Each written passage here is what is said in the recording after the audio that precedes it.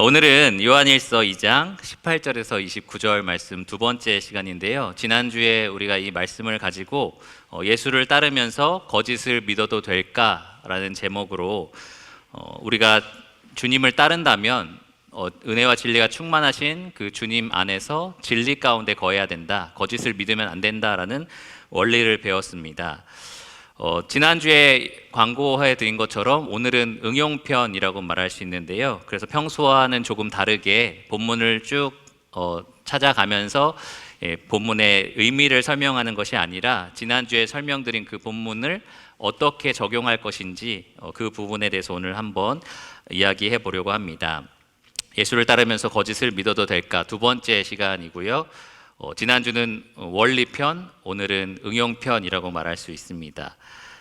먼저 짧게 지난주에 우리가 함께 나눴던 원리를 조금 다시 생각을 해보면 우리는 은혜와 진리가 충만하신 예수 그리스도를 따른다, 그 안에 있다라고 말하면서 동시에 거짓을 함께 믿을 수는 없습니다. 믿어서는 안 된다라는 건데요.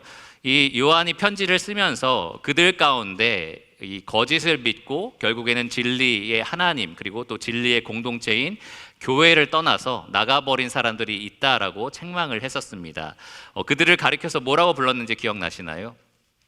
적그리스도라고 불렀습니다. 그리스도를 적대하는 사람, 대적하는 사람, 그러한 사람들이 교회 안에 있었고 또 교회 사람들을 미혹했었고 또 결국에는 교회 밖으로 나가게 되었었습니다. 요한은 이 편지를 쓰면서 남아있는 성도들에게 여러분들은 반드시 진리 가운데 거하셔야 됩니다 라고 권면을 했습니다. 진리 안에 분명하게 뿌리 박혀 있어서 그렇게 해서 아버지와 아들과의 그러한 영원한 생명을 충만하게 누리십시오 라고 얘기를 했고요. 또 마침내 주님께서 강림하실 때에 그분을 담대함을 가지고 만날 수 있게 되기를 원합니다. 이렇게 편지를 썼습니다. 오늘날 교회가 참 어떻게 보면 진리 전쟁을 치르고 있는 중이에요. 사단이 어떻게든지 이 진리의 기둥과 터인 교회를 거짓으로 무너뜨리려고 합니다. 예수님께서 교회를 뭐라고 부른지 혹시 기억나세요? 너희는 세상의 빛이다. 이 어두워져 가는 타락한 세상을 밝게 비추는 빛이 되어야 된다라고 하셨고요. 너희는 세상에 또 소금이다라는 말씀도 하셨어요. 여러 가지 생선 이런 것들이 썩잖아요. 근데 소금을 넣으면 그 부패하는 것을 조금은 방지할 수 있습니다. 이 진리의 기둥과 터인 교회가 무너지게 되면 그러면 이 세상이 급속도로 타락하고 또 급속도로 썩어가는 것을 그 누구도 막을 수 없을 겁니다. 그래서 마귀는 어떤 수단과 방법을 동원해서든지 이 교회를 거짓으로 무너뜨리기를 원합니다. 진리의 기둥, 또 진리의 빛, 진리의 소금이 되는 교회를 어떻게든지 타락시키려고 하는 거죠. 그럴 때 우리 이 진리 가운데 거하고 있는 이 교회가 이것은 거짓이야, 이것은 진리가 아니야 라고 쳐낼 수 있는, 분별할 수 있는 두 가지 척도가 분명히 있어요. 이 요한이 지난주 이 본문을 통해서 말씀했던 내용인데요. 첫 번째로는 바로 이 처음부터 들었던 것, 곧 하나님의 말씀입니다. 모든 거짓은 결국 어떤 형태로든 이 하나님의 말씀을 왜곡하거나 변형하거나 새롭게 해석하거나 아니면 부정하거나 어떠한 방법을 통해서는 이 말씀과 다른 의미로 우리가 성경을 받아들이게 만듭니다. 그러니까 그리스도인들은 과연 이것이 말씀에 맞는 내용인지를 분별함으로써 거짓을 물리칠 수 있습니다. 두 번째 척도는 뭐냐 하면 요한이 얘기했던 우리 안에 기름 부으시는 이 성령의 역사, 그러니까 성령의 내적 증언을 통해서 우리가 확인할 수 있습니다. 성령님께서는 이 성경을 모든 감동으로 기록하셨을 뿐만 아니라 우리가 이 성경을 읽고 또 순종할 때에 이것이 진짜 하나님이 의도하신 의미다라는 것을 우리 안에서 분명하게 말씀해 주십니다.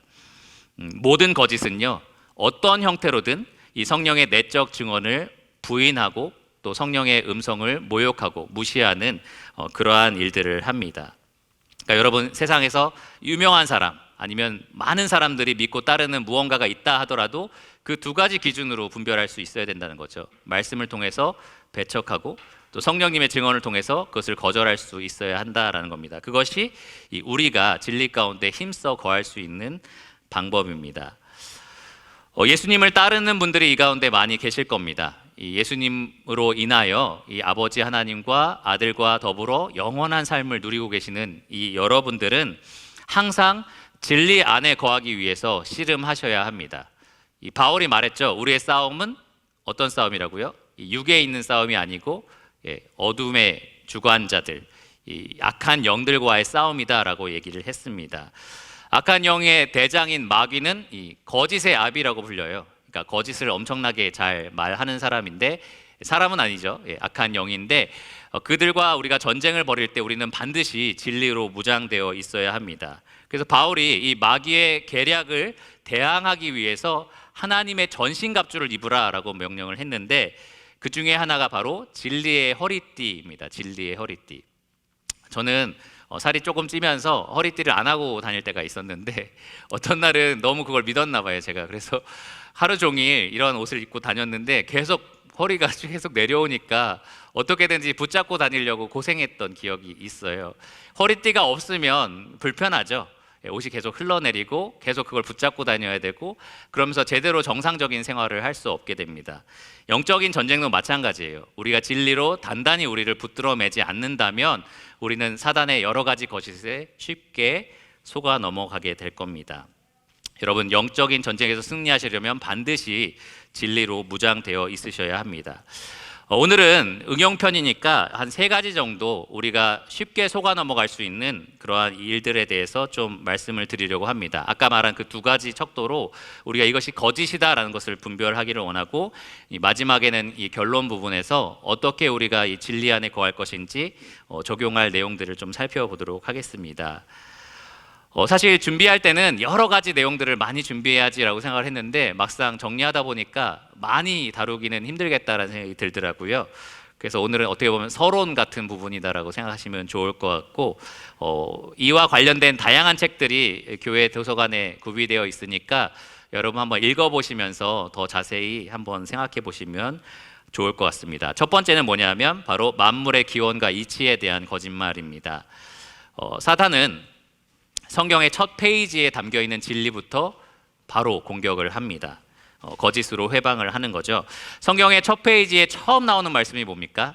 창세기 1장 1절, 태초에 하나님이 천지를 창조하시니라. 성경은 분명하게 선포를 합니다. 하나님이 하나님 영광을 위해서 하나님의 뜻대로 그 말씀으로 만물을 창조하셨다라고 말을 하는데, 마귀는 어떤 거짓을 하죠? 그렇지 않다.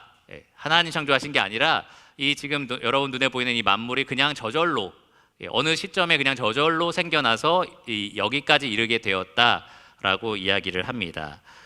여러분 쉽게 들어보셨을 거예요. 우리가 믿고 있는 것은 창조론이라고 말을 하고, 또 마귀가 말하고 있는 그 부분은 진화론이라고 이야기를 합니다. 어떤 사람들은 진화론은 과학이다, 증명된 과학이다라고 생각하고, 창조론은 종교다라고 생각을 하는데요. 그렇지 않습니다. 훌륭한 과학자들 중에서는 진화론을 믿지 않는 사람들도 굉장히 많이 있어요. 진화론이든 창조론이든 이 세상이 어떻게 만들어졌는지, 그 기원과 이치가 무엇인지를 설명하는 방법 중에 하나인 거예요. 그러니까 그 중에 하나가 어떤 과학이다라고 말할 수는 없는 겁니다. 그 설명들이 과학적으로 증명이 되느냐 안 되느냐의 문제지, 둘 다 하나의 설명에 불과한 거죠. 가설인 거죠.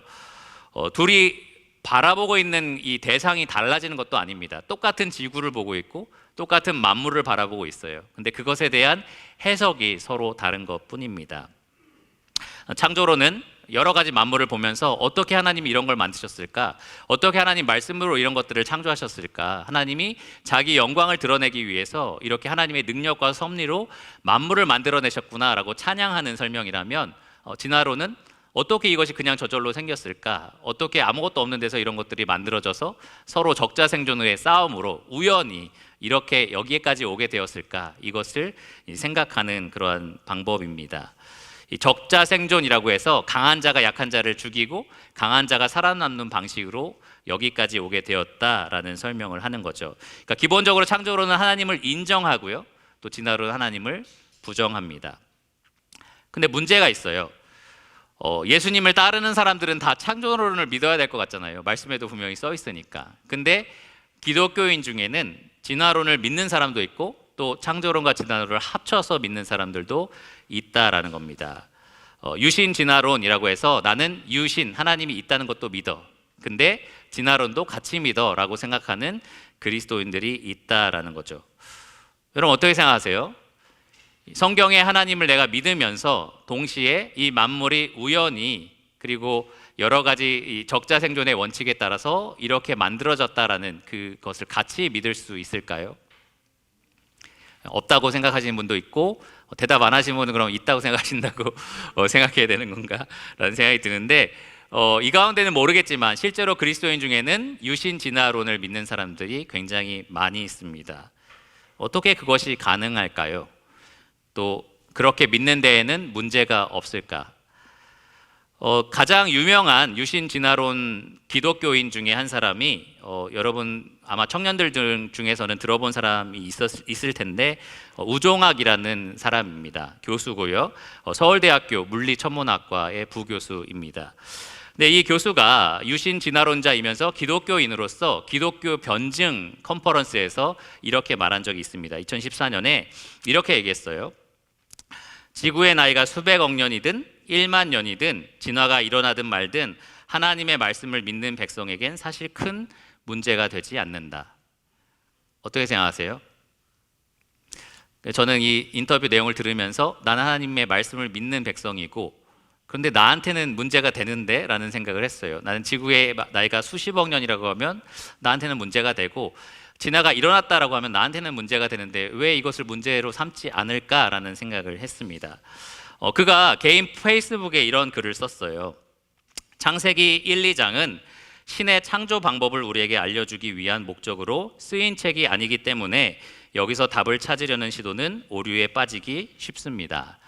그러니까 창세기 1, 2장의 목적은 어떻게 하나님이 창조하셨는지를 보여주기 위한 목적이 아니기 때문에 거기에 나와 있는 기록들을 그대로 인정하면 안 된다라는 내용의 글입니다. 그러니까 결국 이 사람이 믿는 사람이라면 하나님 말씀을 믿는 사람이면 진화가 있든 말든 상관없다라고 말할 수 있는 이유는 무엇이냐? 분명히 기록되어 있는 창세기 1, 2장의 내용을 약간의 그 목적을 바꿈으로써 그렇게 받아들이면 안 된다, 받아들일 필요가 없다라고 왜곡했기 때문에 그렇게 충분히 이 사람은 받아들일 수 있었던 겁니다. 아까 제가 처음에 말씀드린 것처럼 우리가 처음부터 들어왔던 하나님의 말씀을 어떤 형태로든지 왜곡하고 변경함으로써 이 세상에 있는 거짓을 함께 수용한 겁니다. 진화론은 지금 현재 우리나라 이 과학계의 대표적인 패러다임이 되어서 많은 사람들이 이것이 과학이다라고 믿고 있고 이것을 믿지 않으면 과학자가 될 수 없는 그러한 지경에 이르렀습니다. 그러다 보니까 많은 기독교인들은 이 창세기 1장을 이제 어떻게 해석해야 될지가 고민이 돼요. 왜냐하면 이것을 그대로 받아들이는 이상 진화론을 받아들일 수는 없기 때문입니다. 그래서 많은 이론들을 만들어냈습니다. 예를 들어서 창세기의 첫째 날이니라 둘째 날이라라는 그 날을 하루가 아니라 수십억 년이다라고 계산하는 방법. 또 어떤 것은 창세기 1장 1절 아까 창조를 창조하시니라부터 또 1장 2절에 나오는 또 다른 말씀 그 사이에 수십억 년의 간격이 존재한다라고 얘기를 해서 이 지구가 그렇게 오래되었다라고 이야기를 합니다. 그러니까 이러한 이론들을 계속 만들어낸 이유가 뭐라고 생각이 드십니까? 결과적으로는 지금의 대표적인 그 패러다임을 받아들이기 위해서 우리에게 주어져 있는 성경 말씀을 어떻게든지 변경하고 왜곡해서 끼워 맞추려고 하는 시도입니다. 어떤 형태로든지 여러분이 진화론을 받아들이려면 유신 진화론으로 함께 받아들이려면 이런 식으로 성경의 본문을 왜곡해야만 합니다. 역사적인 사실로서는 성경이 신빙성이 없다라고 부정을 해야 합니다. 혹은 모세는 그 당시에 가지고 있는 천문학적 지식이 딱 그 정도 수준이었기 때문에 이것을 아직 이해할 수는 없었다라고 이야기를 해야 됩니다. 혹은 바벨론 시대에 살았기 때문에 바벨론 그 당시에 있는 여러 가지 신화들을 모세가 차용해서 유대인들에게 하나님을 설명하기 위해서 그냥 썼던 방법에 불과하다. 이런 다양한 여러 가지 변명과 여러 가지 해석 방법을 통해서 기록된 성경을 왜곡하고 변경하는 것 밖에는 이러한 거짓을 받아들일 수 그러니까 그런 사형들을 써야만 우리가 거짓을 받아들일 수 있다라는 겁니다. 근데 중요한 질문이 여기 있어요. 그럼 성령님은 뭐 하고 계신 건가? 모세가 그러한 한계가 있고 그러한 문화권에 갇혀 있다면 성령의 감동으로 쓰여진 성경이잖아요. 근데 성령님은 그럼 그렇게 쓰도록 내버려 두신 건가? 성령님도 그러한 한계에 부딪히신 건가라는 질문을 우리가 하게 됩니다. 출애굽기 20장 11절에 보면 하나님께서 모세에게 직접 이렇게 말씀을 하셨습니다. 엿새 동안에 나 여호와가 하늘과 땅과 바다와 그 가운데 모든 것을 만들고 일곱째 날에 쉬었습니다. 이게 성령의 감동으로 기록된 말씀이잖아요. 하나님께서 직접 모세에게 하신 말씀이고 성령님이 감동으로 모세를 통해 기록하신 성경의 증언입니다. 여러분, 이 말씀을 읽으면서 하나님이 이렇게 말씀은 하셨지만 그렇지만 이 하루 엿새라는 말이 수십억 년이야 라고 받아들이지는 않을 겁니다. 여러분 안에 계신 성령님께서 그렇지 않다라는 것을 분명히 여러분에게 안에서 증언하고 계실 겁니다. 그렇기 때문에 아무리 유명하고 또 아무리 많은 사람들이 이것이 대세다, 대표적인 패러다임이다 라고 말을 한다 하더라도 여러분들은 이 성령의 내적 증언을 거스르면서까지 이것을 받아들일 수는 없는 겁니다. 가끔 그런 생각해요. 이제 막 여러분 뉴스에도 그런 거 보실 거예요. 이제 진화론을 지지할 수밖에 없는 분명한 증거가 나타났다, 이런 기사들이 종종 올라오거든요. 근데 그런 거를 볼 때 그러면 그리스도인으로서 나는 생각을 이제 바꿔야 되는 걸까라는 생각이 들지도 모릅니다. 그런데 여러분, 아무리 최신 이론이나 최신 가설이나 뭐 여러 가지 증거가 나타났다 할지라도 여러분이 그것을 받아들이지 않아야 하는 이유가 여기에 있는데요. 그것은 바로 하나님의 말씀이 그것을 반대하고 있고 또 성령님께서 그것에 반대되는 말씀을 여러분에게 하고 계시기 때문입니다. 이 가운데 하나님을 믿고 계신 또 예수님과 동행하고 계신 많은 그리스도인들이 계시다면 여러분들이 사귀고 있는 하나님이 어떤 분인지를 꼭 잊지 마시기를 바랍니다. 여러분은 이 모든 만물을 엿새 동안 창조했다라고 직접 말씀하신 하나님과 사귐을 갖고 계십니다. 여러분들은 지은 것이 하나도 그가 없이는 된 것이 없다라고 말씀하신 예수님과 사귐을 누리고 계십니다. 여러분은 성령 하나님께서 방금 제가 말씀드린 그 내용을 이 성경을 통해서 증언하고 계신다는 것을 알고 계십니다. 그렇기 때문에 우리는 성경과 성령을 거스르면서까지 이 세상이 말하는 거짓을 받아들일 수는 없습니다. 이 가운데는 이미 나는 성경 있는 그대로 믿어요, 나는 창조에 대해서 그냥 믿고 있어요 라고 생각하시는 분이 계실지 모르겠어요. 특별히 저도 이제 나이가 조금 들어가니까 이런 말할 때마다 좀 어르신들한테 죄송한데 어쨌든 좀 나이가 조금씩 들어가면서 옛날에 들었던 것들을 좀 오래 간직하고 싶지 새로운 것들을 더 배우고 싶다는 생각이 잘 안 들더라고요. 그러니까 이 가운데 어르신들, 특히 모친님, 부친님들은 당연히 예수님이 하나님이 천지를 창조하셨지, 나는 그런 진화론 그런 거 하나도 안 믿어, 이렇게 생각하시는 분이 많이 계실 겁니다. 그런데 제 나이나 또 지금 자라고 있는 아이들을 여러분 한번 생각해 보시고 그 아이들이 진리 가운데 거할 수 있게 하기 위해서 여러분 노력을 하셔야 된다라는 겁니다. 여러분 아이들이 보는 책들 보면 공룡 좋아하잖아요. 애들이 공룡 좋아하는데 애니메이션이나 책 보면 벌써 5,000년, 5억 년 전에 무슨 공룡이 태어났고 이런 얘기들이 막 나와요 벌써. 그럴 때 여러분들 그 책을 불태우거나 이러라는 게 아니고요. 좋은 기회가 된다는 거죠. 아이들에게 이 책을 설명해 주면서 여러분들이 이렇게 진리를 말해줄 수 있는 좋은 기회가 될 거라고 생각합니다. 제가 청년회를 하면서 느끼는 건데 정말 많은 젊은이들이 이미 이런 것들에 많이 노출되어 있고요. 또 많이 이것 때문에 진리를 떠난 사람들도 있습니다. 여러분 깨어서 여러분뿐만 아니라 자녀들을 진리 가운데 거하게 하시기를 바랍니다. 두 번째로는 성별의 기원과 이치입니다. 성별의 기원과 이치인데요.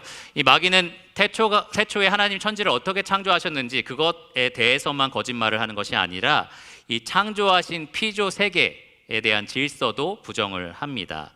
이 거짓말로 미혹을 하는데요. 하나님 만물을 창조하실 때 여섯째 날에 사람을 창조하셨는데 두 가지 성별로 창조하셨습니다. 누구죠? 남자와 여자, 이렇게 두 가지의 성별로 창조를 하셨습니다. 근데 여러분 오늘날 이 성별을 구분하는 방법이 몇 가지인지 아십니까?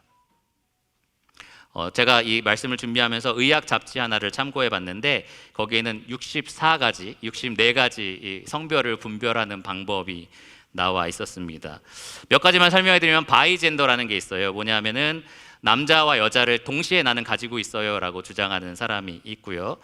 또 하나는 트라이젠더라는 게 있습니다. 뭐냐면은 기분과 분위기에 따라서 성별이 바뀌는 사람을 말하고요. 그다음에 모르겠어요. 하여튼 이런 게 있다고 합니다. 에이젠더라는 게 있어요. 에이젠더는 뭐냐면 성별이 없는 사람, 나는 성별이 없습니다라고 주장하는 사람 등등 64가지 정도의 성별이 존재합니다. 선생님, 저희 아이가 아들인가요 딸인가요 물으면 안 되겠죠. 64가지 중에 하나니까 아들인지 딸인지 잘 모르겠네요. 이렇게 얘기를 해야겠죠. 골라 먹는 아이스크림보다 숫자가 많습니다. 2배 정도 되는 성별이 존재합니다. 그렇게 많은 성별이 있다라고 오늘날은 가르치고, 또 그것을 어린 아이부터 유치원에서 초등학교부터 그런 것들을 이제 가르치겠다라는 계획이 있어요. 그래서 과연 그것을 받아들일 것인가라는 것이 그리스도인들의 이제 고민이 됩니다. 아마 많이 웃고 이렇게 하신 거 보면 에이, 말이 안 된다 이렇게 생각을 하시는 것 같은데, 그렇습니다. 왜냐하면 하나님 말씀에 따르면 성별은 우리가 스스로 결정하는 건가요? 그렇지 않죠. 하나님께서 결정하시는 겁니다. 하나님께서 창조주로서 피조물의 성별을 정하셔서 창조를 하셨습니다. 하나님께서 정하신 성별은 2가지밖에 없습니다. 남자, 여자, 이렇게 2가지 종류의 성별만을 하나님께서 창조를 하셨습니다.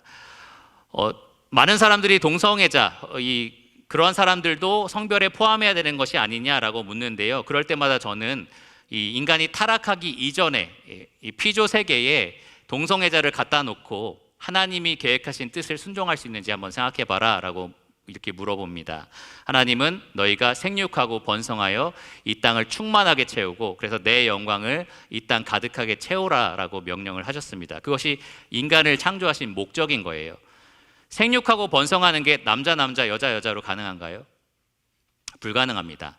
생물학적인 남성과 생물학적인 여성만이 하나님이 창조하신 그 목적에 따라 하나님께 영광을 돌리면서 살 수 있습니다. 그러니까 이 성별의 구분이라는 것은 그렇게 생물학적인 남성과 여성 이 2가지로밖에는 구분이 안 된다라는 겁니다. 또 다른 구별법은 존재하지 않습니다. 그런데 이것이 하나님의 명백한 진리라면 모든 그리스도인들이 이렇게 믿어야 될 것 같잖아요. 그런데 그렇지 않은 사람들이 있다라는 겁니다.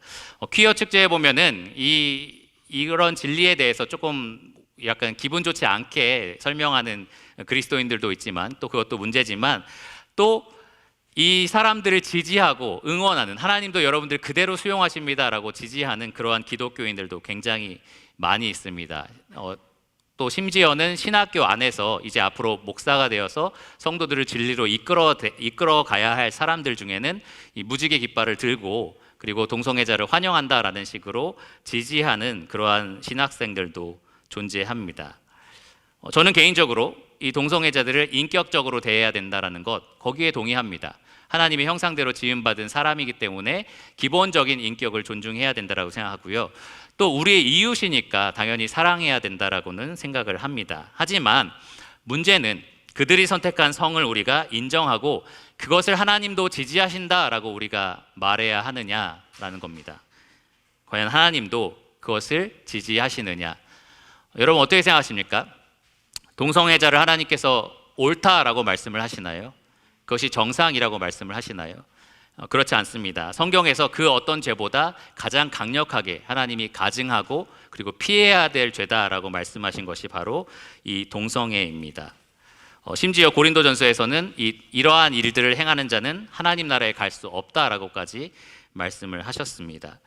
그런데 어떻게 기독교인들이 이것을 괜찮고 하나님도 옳다라고 이야기를 할 수 있는 걸까요?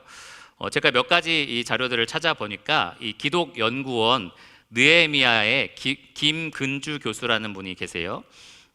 유튜브에 보시면 차별금지법에 대한 영상도 많이 올리셨는데 그 사람은 뭐라고 이야기를 했냐 하면 이 시대 문화와 변화에 따라서 성경 해석은 달라져야 된다라고 얘기를 합니다. 그러면서 구약에 있는 이 동성애 관련된 율법이나 로마서 1장의 이 동성애에 대한 순리가 아니라 영리다라고 말했던 그 부분에 대해서 이것은 그런 아주 과격한 자기의 욕심을 채우기 위한 동성 연애에만 해당이 되는 거지 이 아주 정상적인 동성 연애를 여기에 포함해서는 안 된다라고 성경을 해석했습니다.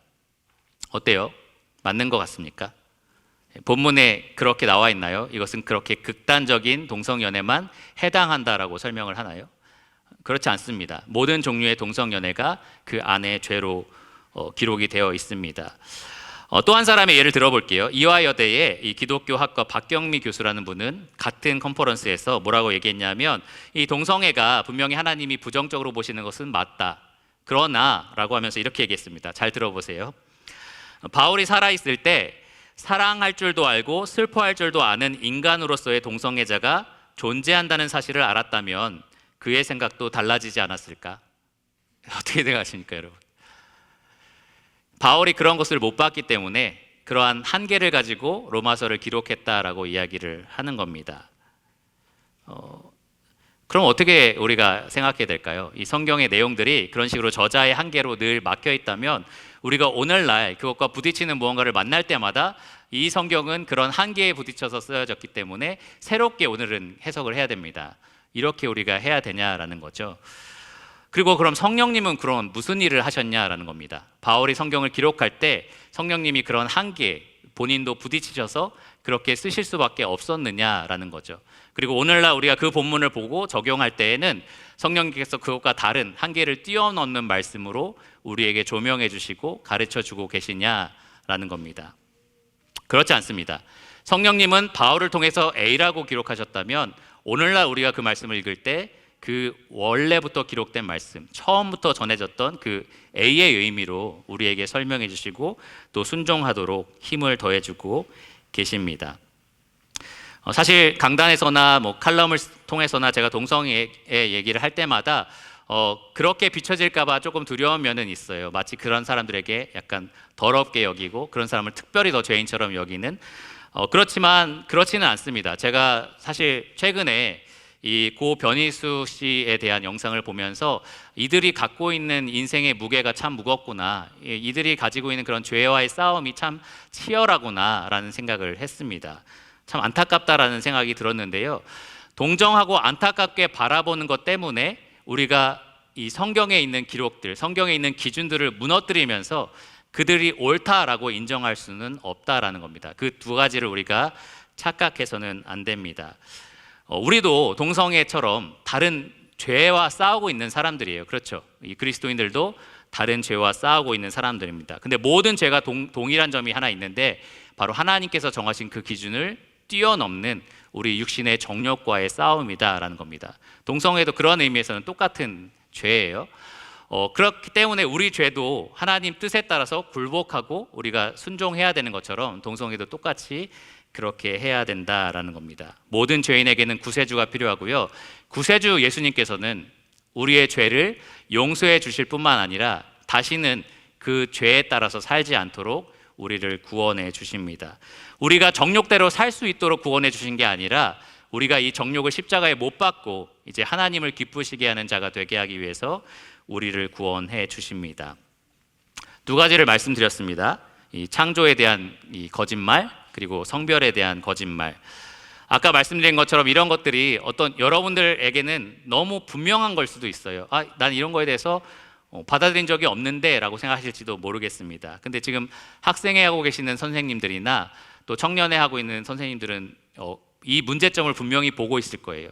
학교에서 설문지를 돌려도 대부분의 학생들이 이것이 옳다, 문제가 없다라고 생각하고 있는 상황입니다. 또 국가적인 이 법으로도 이것이 괜찮다라고 인정해주고 또 보호해주는 그러한 사회 속에 우리가 살아가고 있기 때문에 우리가 정신을 바짝 차리고 이 거짓을 이겨내야 합니다. 마지막 세 번째, 이 가정과 교회의 질서에 대해서 말씀을 드리겠습니다. 태초에 하나님께서 천지를 창조하시고 또 남자와 여자를 창조하신 후에 그 두 사람을 가정, 하나님의 공동체로 묶어 주셨습니다. 그런데 사탄이 가장 먼저 이 땅에 와서 했던 일이 무엇이었냐? 바로 하나님이 만드신 그 가정을 무너뜨리는 일이었습니다.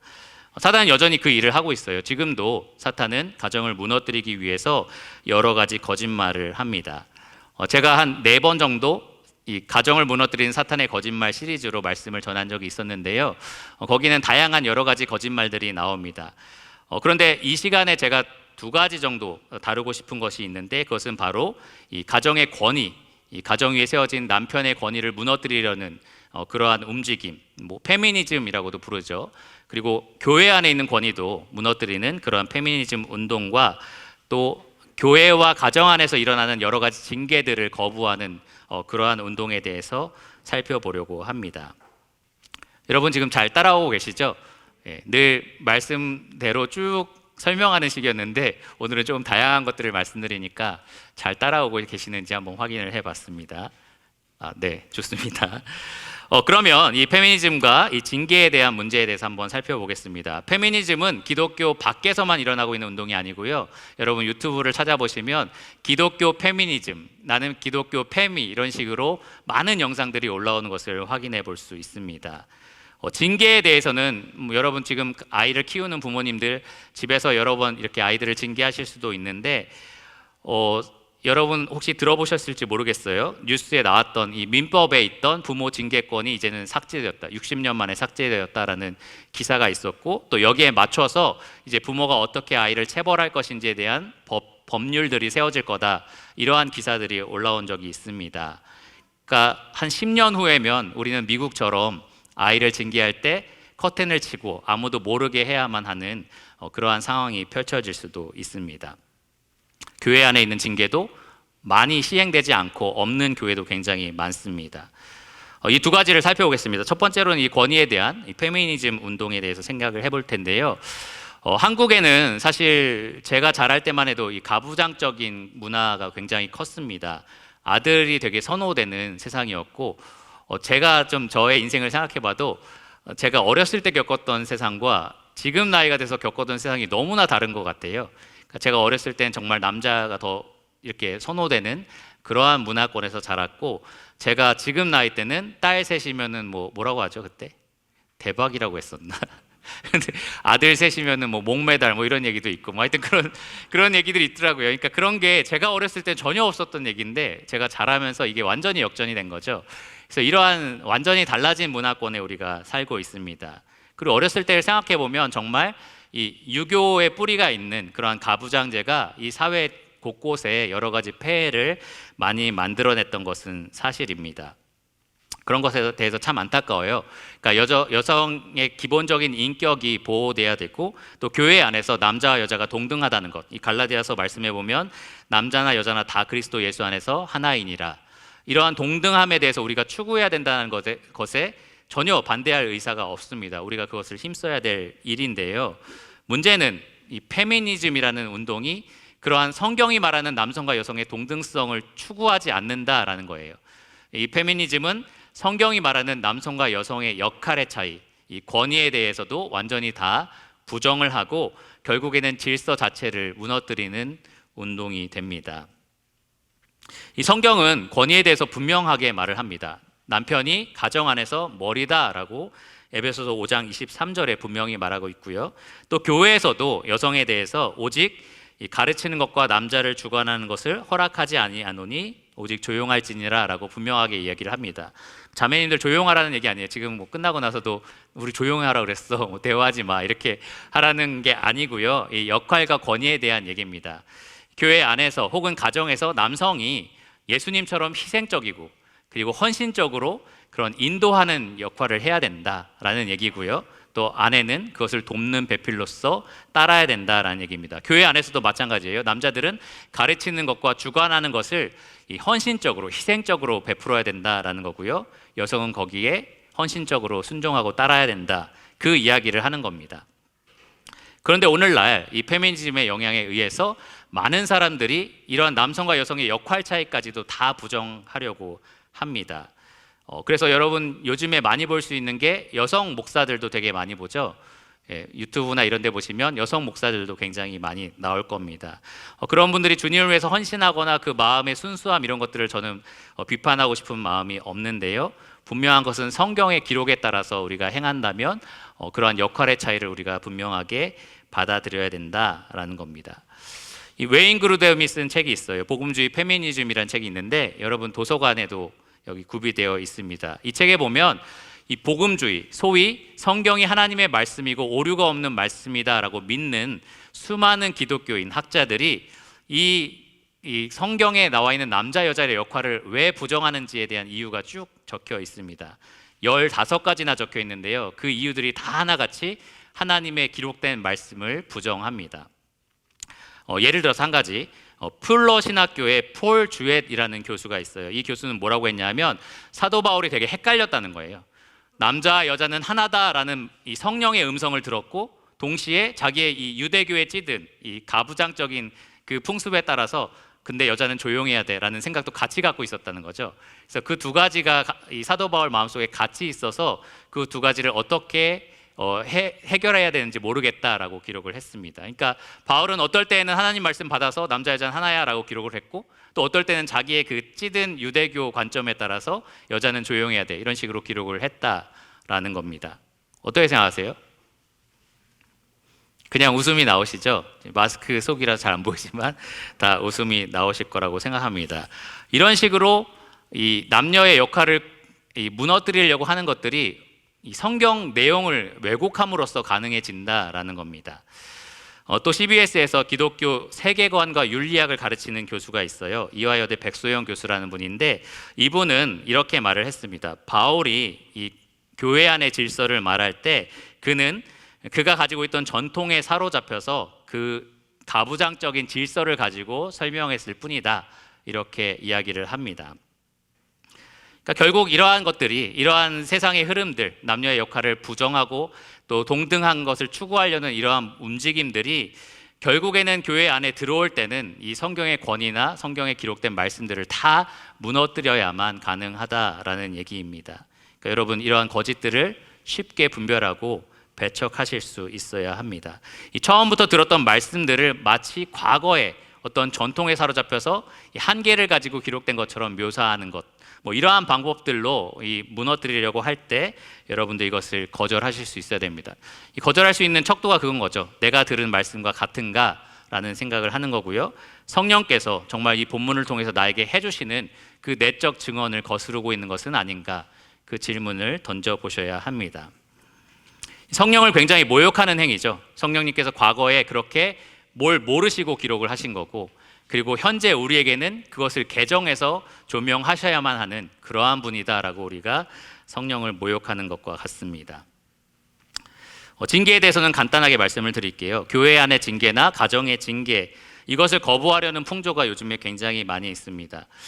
제가 몇몇 분들한테는 좀 말씀을 드린 것 같은데 이 TV 프로그램 중에 금쪽 같은 내 새끼라는 프로그램이 있어요. 제가 좀 즐겨 보고 있었는데 저는 볼 때마다 쟤는 무조건 맞아야 된다 이런 생각을 쟤는 맞으면 그냥 끝난다 이런 생각을 늘 했었는데 이제 저도 배운 게 뭐냐면 저는 늘 맞아왔기 때문에 그것만이 정답이다라고 생각을 했던 것 같아요. 이 요즘에 학폭 이런 게 인기잖아요. 인기라고 하면 그런데 하여튼 그게 좀 유행이잖아요. 요즘 많이 나오는데 나는 학폭 피해자고 내 동창들도 다 학폭 피해자인데라는 생각이 들더라고요. 왜냐하면 저희 어렸을 때 진짜 막 삽 안 씻으면 삽으로 맞고 대걸레로 맞고 엄청 다 그런 것들을 겪으셨잖아요.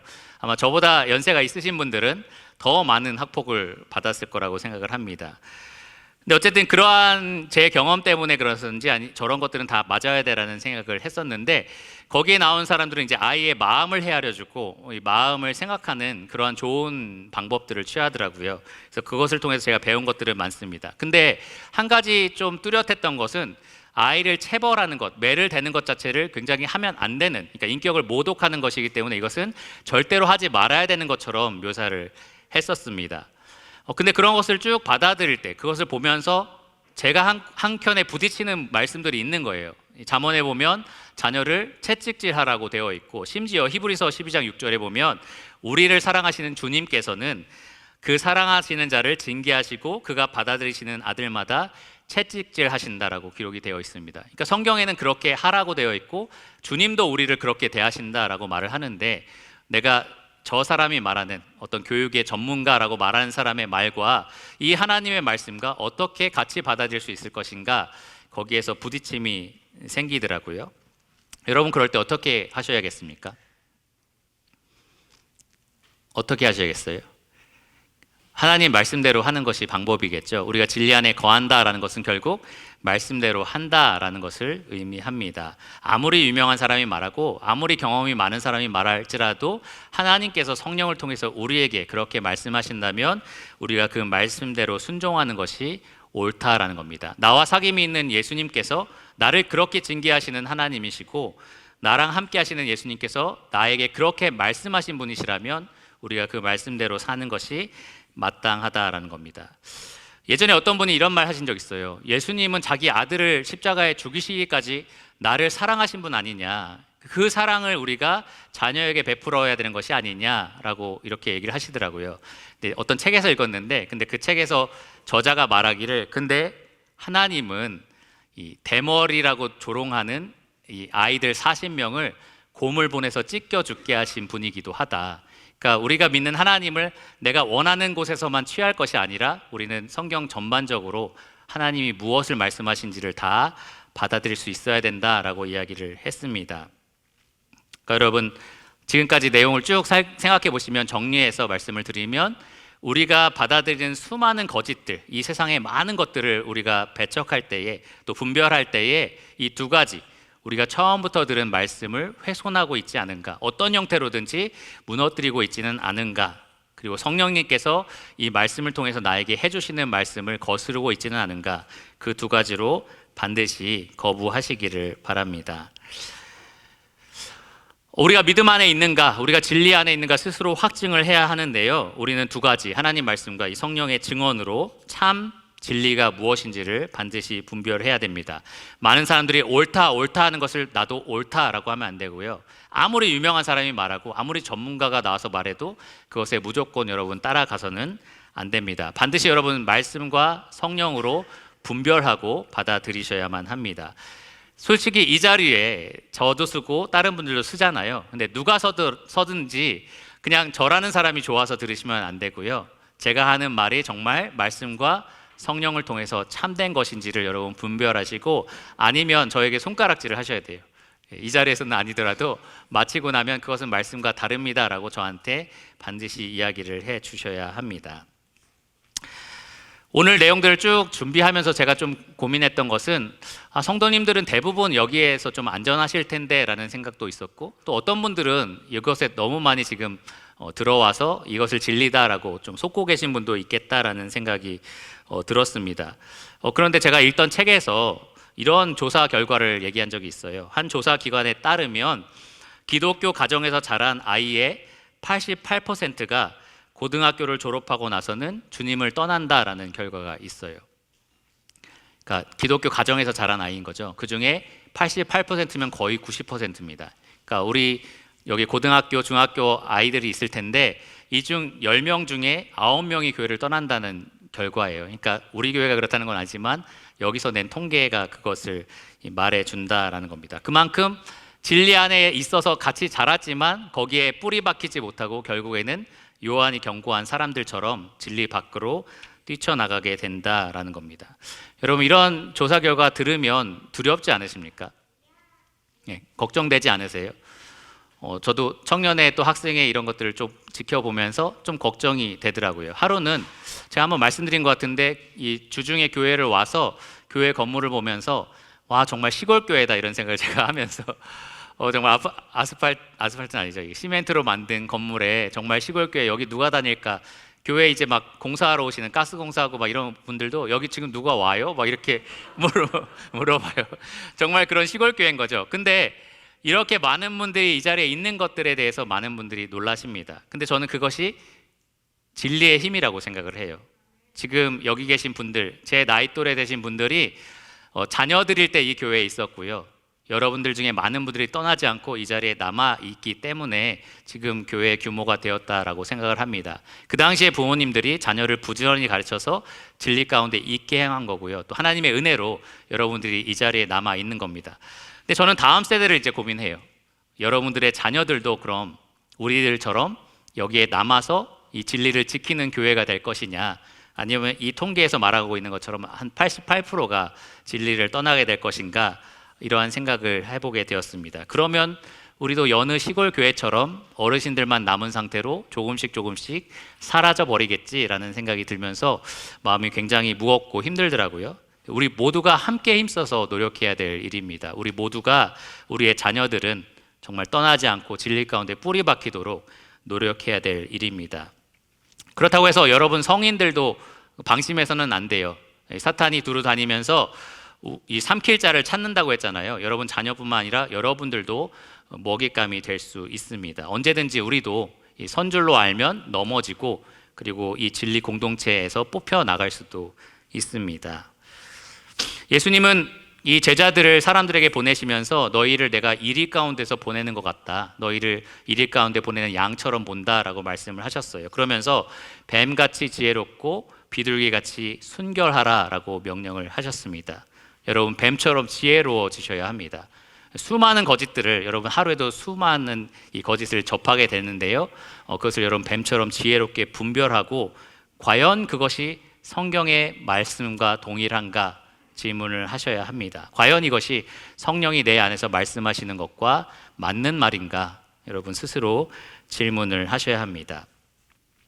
가끔 청년들과 이제 성경 읽기, 기도하기 이런 거 같이 하자, 힘쓰자 이런 얘기를 할 때 제가 약간 넋두리처럼 한 말이 있어요. 왜 이런 게 힘들까? 왜 이런 게 힘들까? 하루에 20분 듣는 매일 성경 읽기, 왜 매일 꼬박꼬박 듣는 게 힘들까? 하루에 20분 유튜브 내가 좋아하는 거 보기, 이거 너무 쉽잖아요. 솔직히 20분이 아니라 2시간 보기에도 할 수 있잖아요, 기쁨으로. 근데 왜 이렇게 성경 읽기 20분 돼도 힘들고 어느 날 봤는데 35분 돼 있으면 아 오늘 길겠다 이런 생각들 여러분 공감하시나요? 하여튼 왜 그런 생각이 들까? 이거 좀 짧았으면 좋겠다라는 생각이 들고 왜 그럴까? 17세기 청교도 설교자 윌리엄 거너리 이런 말을 했어요. 종교와 무신론의 차이가 여기에 있다. 저는 이 진리와 거짓의 차이가 여기에 있다라고 해도 무방하다고 생각합니다. 종교와 무신론의 차이가 여기에 있는데 종교는 심지 않으면 자라지 않으며 심어도 물을 주지 않으면 죽어버린다. 하지만 무신론, 무종교, 불경스러움, 거짓은 노력 없이 잘 자라는 잡초이며 뽑아내지 않으면 죽지도 않는다. 이것이 진리입니다. 그렇죠? 우리는 진리를 늘 심어야 되고요. 잡초 같은 거짓은 늘 뽑아야 합니다. 매일 여러분 진리를 심고 거짓인 잡초를 뽑아내셔야만 합니다. 여러분 자녀가 아직 어릴 때에 부지런히 여러분 자녀들을 가르치시기를 바랍니다. 방금 전에 제가 예를 들었던 여러 가지 이 창조에 대한 것들, 또 성별에 대한 것들은 여러분 아이가 유치원 가면서부터 벌써 교육이 시작되는 부분이에요. 그러니까 여러분들이 더 힘써서 아이들에게 진리가 무엇인지를 가르쳐 주셔야 합니다. 무조건 보지 마, 이거 하지 마, 읽지 마, 이게 능사가 아니고요. 아이들 스스로 그것을 분별하고 소화할 수 있는 능력을 여러분들이 키워주셔야 해요. 어쨌든 자라면서 계속 그것과 싸워야 되기 때문에 여러분들이 그것을 이겨낼 수 있도록 잘 가르쳐 주셔야 합니다. 그러려면 성경을 잘 알아야겠죠. 아이들이 어려서부터 성경을 잘 알아야 되고요. 그냥 내용을 잘 알 뿐만 아니라 삶 가운데 어떻게 적용할 것인지를 여러분들이 잘 인도해 주셔야 합니다. 결론적으로 여러분, 우리는 예수님을 따르고 있는 사람들입니다. 우리의 예수님은 너희들이 무엇을 따르든지 상관없어, 무엇을 믿든지 상관없어 이런 분이 아니고요. 스스로 말씀하시기를 나는 길이요 진리요 생명이다 라고 말씀을 하셨습니다. 오직 그분과 그분이 하신 말씀만이 우리가 따라야 할 길과 진리와 생명이 되십니다. 아무리 박식한 사람이 얘기해도 여러분 그것이 진리라고 착각하지 마시고요. 거짓일 수 있다라는 거죠. 아무리 유명한 사람이 말해도 거기에 여러분의 삶을 걸지 마시기 바랍니다. 우리의 길과 진리와 생명 되신 분은 오직 예수님 한 분뿐이고요. 우리는 주님 오시는 그날까지 오직 그분만을 바라보면서 이 좁은 길을 걸어가야 합니다. 여러분이 읽고 보는 모든 것들을 이 성경으로 분별하셔야 돼요. 우리가 성경 안에 있는 이미 있는 내용을 더 분명하게 알려주는 것을 좋은 것이라고 말해야 되고요. 그리고 성경에서 말하지 않는 새로운 것들을 말해주는 것을 거짓으로 배척할 수 있어야 합니다. 여러분 그렇게 함께 힘내 보시겠습니까? 정말 10년, 20년 후에는 지금 이렇게 조그맣게 앉아있는 아이들이 여러분 나이가 되어서 우리가 여전히 이 진리 가운데 거하고 있다라고 고백할 수 있게 되기를 간절히 기도합니다. 기도하고 말씀을 마치겠습니다.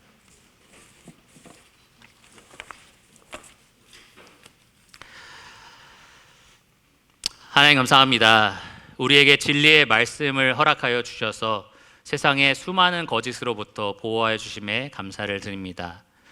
많은 사람들이 거짓을 믿고 있고 따르고 있으며 또 많은 기독교인들이 또 그 거짓에 쉽게 미혹되고 있습니다. 또 주님, 우리의 사랑하는 자녀들이 이러한 거짓이 난무한 세상 가운데 자라고 있습니다. 주님, 그들을 보호하여 주시옵고 또 우리 영혼을 진리 가운데 굳건하게 설 수 있도록 보호하여 주시기를 원합니다. 주님께서 주신 처음부터 계시하신 이 말씀과 또 이 말씀을 우리에게 설명해 주시는 교사이신 성령 하나님이 우리에게 계심에 참으로 감사를 드립니다. 우리가 절대로 이 주어진 말씀과 성령을 떠나서 살지 않도록 도와주기를 원하고, 유평교회 성도님 그 누구도 거짓에 속아서 이 진리 공동체와 또 진리의 하나님을 떠나는 자들이 없기를 간절히 기도드립니다. 주님, 우리의 영혼들을 보호하여 주시고 또 진리 가운데로 굳건하게 세워주시기를 간절히 기도드립니다. 예수 그리스도 이름으로 감사하며 기도드렸습니다. 아멘.